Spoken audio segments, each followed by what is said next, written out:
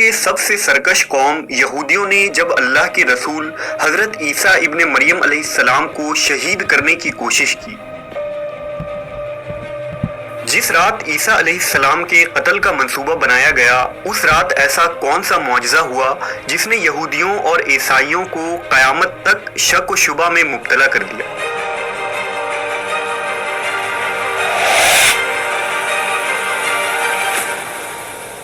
ان کا یہ شک کفر میں کیسے بدل گیا، اور قیامت سے قبل ایسا کیا ہوگا کہ تمام اہل کتاب حقیقت و سچائی کو اپنی آنکھوں سے دیکھ لیں گے؟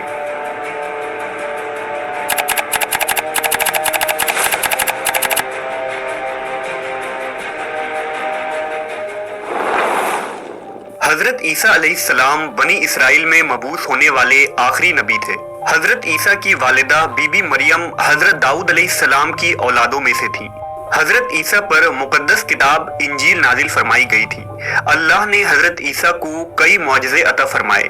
سب سے پہلا معجزہ حضرت عیسیٰ کا بغیر والد کے پیدا ہونا ہے، اور آپ جیسے ہی پیدا ہوئے تو آپ نے کلام کر کے اپنے والدہ کی پاکیزگی اور صداقت کی گواہی دی۔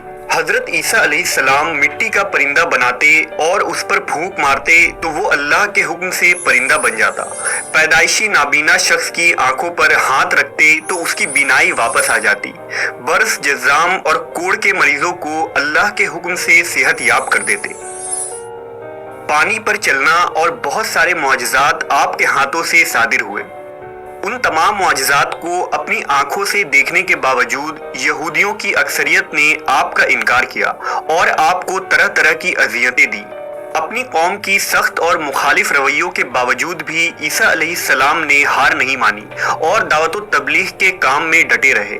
آپ نے لوگوں کو شرک، سود، زنا، رشوت خوری اور کئی قسم کی برائیوں کو چھوڑنے اور اللہ کے عذاب سے ڈرنے کی نصیحت کی اور انہیں اللہ کا پیغام سنایا، مگر یہودی اپنے کفر پر ڈٹے رہے۔ البتہ کچھ لوگ ایسے تھے جو حضرت عیسیٰ کے پیروکار اور ہمدرد تھے اور آپ کے ساتھ دین کے کام میں مشغول رہتے۔ قرآن مجید میں انہیں حواری کہا گیا ہے۔ مفسرین نے حضرت عیسیٰ کے حواریوں کی تعداد 12 بتائی ہے۔ عیسیٰ علیہ السلام کا نہ کوئی گھر تھا اور نہ ہی بیوی بچے۔ آپ شہر شہر جا کر دین کی تبلیغ کیا کرتے تھے اور لوگوں تک اللہ کا پیغام پہنچاتے۔ یہودیوں نے جب عیسیٰ علیہ السلام کی بڑھتی ہوئی شہرت کو دیکھا تو انہیں اپنے دین کے متعلق خطرہ محسوس ہوا۔ روایت ہے کہ اس زمانے میں فلسطین کے علاقوں پر پلاتیس نامی بادشاہ کی حکومت تھی، جس کے پاس جا کر یہودیوں نے عیسیٰ علیہ السلام کی شکایت کی اور بادشاہ سے کہا کہ مسیح ناصری معجزات اور کرشمے دکھا کر روز بروز اپنے پیروکاروں کی تعداد بڑھا رہا ہے۔ اس طرح وہ ایک بڑی لشکر جمع کر لے گا اور ایک دن حکومت اسے مل جائے گی۔ لہذا بادشاہ نے حضرت عیسیٰ کو قتل کرنے اور سولی دینے کا حکم سنایا۔ واقعہ کچھ یوں ہے کہ تیتیانوس نامی ایک شخص حضرت عیسیٰ کے حواریوں میں شامل تھا اور آپ سے ملتا تھا، لیکن وہ ایک منافق شخص تھا۔ دراصل وہ یہودیوں سے ملا ہوا تھا۔ حضرت عیسیٰ کو بھی معلوم تھا کہ تیتیانوس ہی منافق ہے، لیکن آپ رب العالمین کی مشیت پر شاکر تھے۔ ایک دن حضرت عیسیٰ نے اپنے حواریوں سے کہا کہ کل صبح سے پہلے ہی مجھے ایک شخص چند سکوں کے عوض فروخت کر دے گا۔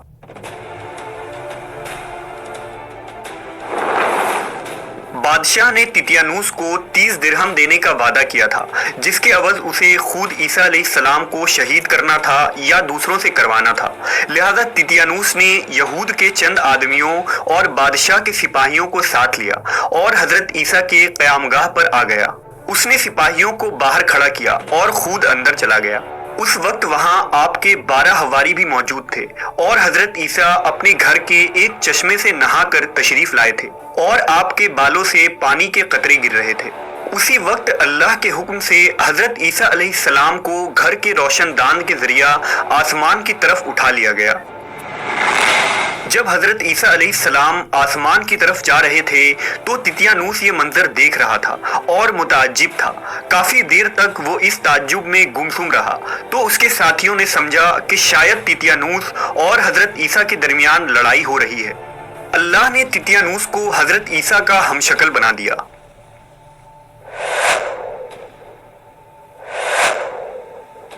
जब वो बाहर आया तो उसके साथियों ने यही समझा कि ये हजरत ईसा हैं, लिहाजा उन्होंने उसे पकड़ लिया। तितियानुस चिल्ला चिल्ला कर उन्हें ये बता रहा था कि मैं तुम्हारा साथी हूँ, मैं ईसा को कत्ल करने गया था, लेकिन उसकी बात को किसी ने भी ना सुना। उन्होंने कहा, ए ईसा, तुमने हमारे साथी तितियानुस को कत्ल कर दिया है और अब हमें धोखा देना चाहते हो। सिपाहियों ने तितियानुस को पकड़ा और उसे रस्सी में जकड़ लिया और उसे लेकर चले। यहूदी और बादशाह के सिपाही उसे कहते जाते कि तू मुर्दों को जिंदा करता था और मजनून को तंदुरुस्त करता था, अब तू अपने आप को इस रस्सी से नहीं निकाल सकता। और इस पर वो थूकते और कांटे फेंकते, यहाँ तक कि वो लोग तितियानुस को उस सलीब के पास ले आए जिस पर वो हजरत ईसा को सूली देना चाहते थे। कुछ देर बाद तितियानुस की लाश उस सलीब पर लटक रही थी। सलीब पर चढ़ाए जाने के बाद जब तितियानुस के लोगों ने उसे गौर से देखा तो सिर्फ चेहरा हजरत ईसा अलैहिस्सलाम का था, बाकी सारा बदन तितियानुस का था। यहूदियों ने कहा, अगर ये शख्स ईसा मसीह है तो हमारा आदमी तितियानुस कहाँ है, और अगर ये तितियानुस है तो ईसा अलैहिस्सलाम कहाँ गए। लिहाजा यहूदियों के दरमियान ही इख्तिलाफ पैदा हो गया और वो आपस में लड़ पड़े। हजरत ईसा के मुतालिक लोग 3 ग्रोह में तकसीम हो गए। पहले ग्रोह को याकूबिया कहते हैं, जिनका अकीदा ये है कि अल्लाह ने हजरत ईसा को सलीब पर चढ़ाए जाने के बाद दोबारा जिंदा किया और अपनी तरफ उठा लिया। दूसरा ग्रोह नस्तूरिया कहलाता है, जिनका कहना यह है कि ईसा अलैहिस्सलाम नौजुबिल्लाह अल्लाह के बेटे हैं और उन्हें अल्लाह ने अपनी तरफ उठा लिया।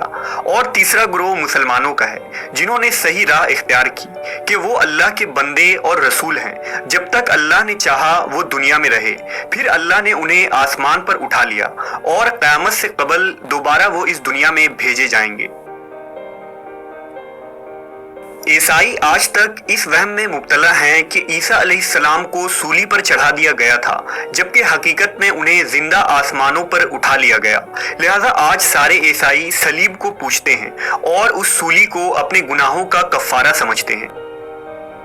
हदीस के मुताबिक ईसा अलैहिस्सलाम को न सिर्फ आसमान पर जिंदा उठाया गया, बल्कि अभी भी उनकी एक लंबी उम्र बाकी है, जिस उम्र को वो इस दुनिया में आकर पूरा करेंगे, और वो वक्त क़यामत के करीब का होगा।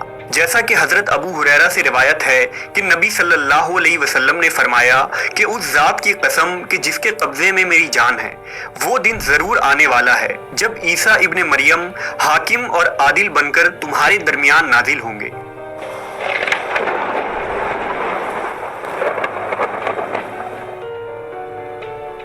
वो सलीब को तोड़ देंगे, खिंजीर को कत्ल कर देंगे और जजिया उठा देंगे। माल की कसरत इतनी ज्यादा बढ़ जाएगी कि उसको लेने वाला कोई नहीं होगा।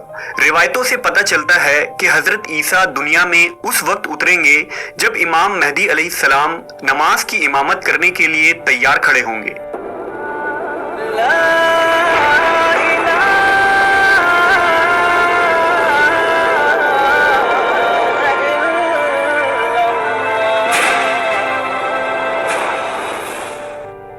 जब ईसा अलैहिस्सलाम नाजिल होंगे तो आपका रंग सुर्ख और सफेद होगा।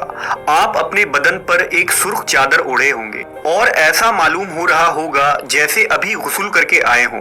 आपके सर के बालों से पानी के कतरे बिल्कुल मोती की तरह टपक रहे होंगे।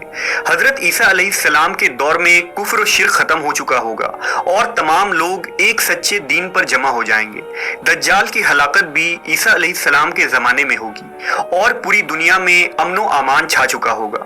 हजरत ईसा दुनिया में नाजिल होने के बाद 40 साल तक जिंदा रहेंगे और फिर आपकी वफात हो जाएगी।